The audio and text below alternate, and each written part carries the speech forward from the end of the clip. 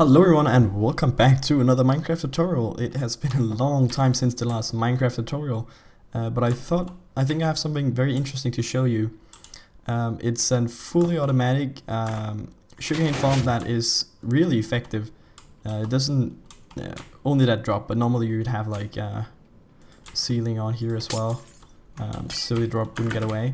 But else this minecart hopper here, or these three minecart hoppers, are actually three, though you can see them. They're stacked together. They will pick up all the items, and that means you don't need any water streams or anything else. So it's actually the cheapest design you can have. You only need one piston and one redstone for each slot you want to add. So that's very cheap. It's actually the cheapest way to get your sugarcane from a sugarcane farm. So it plonks all of it down here. So basically how it works is we have a block update detector right here to detect when this one has grown. It will send a pulse to harvest all the other ones and send a 2-tick pulse to this rail right here, which will trigger the minecart. And if you're wondering why we have an activated rail right here, because that's what it is, then it's because it's a trick that I found out that if you have an activated rail, the three minecarts doesn't split up, because they tend to do that if you just have a normal rail. So we should start a tutorial. If you're interested to see that, then you can just keep on watching. You start by building your shell, so how big you want it to be. So let's just say we want to build a small one right here, just build it this big here. So then you put your normal pistons on these blocks here, and quartz blocks on top. And on the end you put a block with a sticky piston, slime block, and a redstone block. Oh, that's a new sound actually. Oops. Never noticed that sound before. But anyway, obsidian right here, or an immovable block like crafting table or furnace or anything that cannot be pushed by piston. It can also be a melon actually.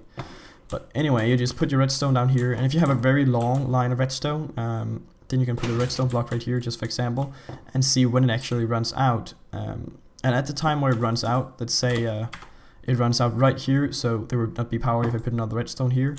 Then you just need to put a repeater and do like this, and it actually still activates the pistons underneath, though there's not redstone directly on this block, and that is because it's actually bot powered. And yeah, that's just a little way to save on repeaters and redstone. Anyway, let's continue. Let's remove this block here. So down here we need to put the water, so let's get some water in here, and then we need some dirt all the way down here. I actually prefer to have glowstone in these, like every other or something like that, so it always has light. You could also use jack-o'-lanterns. Those also produce light, but you have to have a block underneath them to place them. So you have to place a block and then a jack-o'-lantern, then remove the block and put water there instead. Okay, so now we move on. Let's do the rail part. We need two kind of rail, the powered rail and the activator rail. And we actually also need a little lever here. Okay, so the activator rail goes where the minecart is coming from, and the powered rail is at the back. So let's just quickly grab a block here, cover this up just a tad, and we power this block here. Just make sure you don't power like this block, because that's connected to that piston. That will kind of mess it up, so just make sure that piston doesn't do any funny business when you flick it on. On the other side you do the same thing, but instead of just placing it on this block, you actually need to place it on a hopper. So a hopper right here, facing into, it could be chests or a storage system or water stream even. You can have it in dropper, but that's another tutorial. But anyway, you continue it down here. Of course you need to put the rail. You continue it down like this, so they're like stairs, and the redstone just continue down here. And to add the repeater lay, we just put a block and a repeater right here on 2 ticks. So yeah, that's basically it actually. Now we just need to place in the minecarts. The easiest way I found is to replace that block with a normal block and a block right here and a block behind. Then you need to place your powered rail so it's facing this way. If it's not facing this way, you can just place a block with the rail and then it will actually turn in the right direction. And then you need to have these minecart with hoppers and a lever to turn this on right here. So it needs to be powered. You put one at a time, it will fall down, and fall down. You can break all this again. Oops, that will go into here.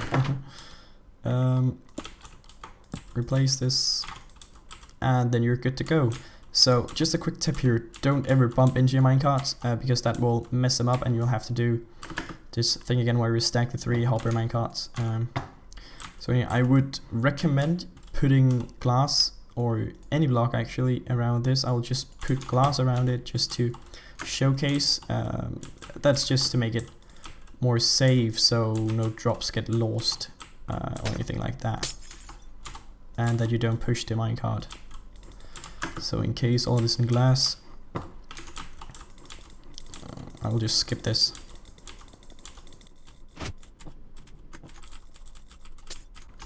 Okay, so we're back, and I actually forgot one thing. I think the most important thing of this whole build. Ooh. The actual, let's just fill it up a bit here. Let's see here. So this would be the sugarcane that grows. All of them fall off, they get picked up, go all the way back. You can actually see there are multiple minecarts when it's riding. So that's it. Then all the sugarcane will go down to your chest right here, and then the next time one of these grows here, it will harvest all of it, collect it, and that's it. So thank you guys for watching. Please comment, rate, and subscribe, and check out all my videos if you have the time, and I will see all you guys later. Bye.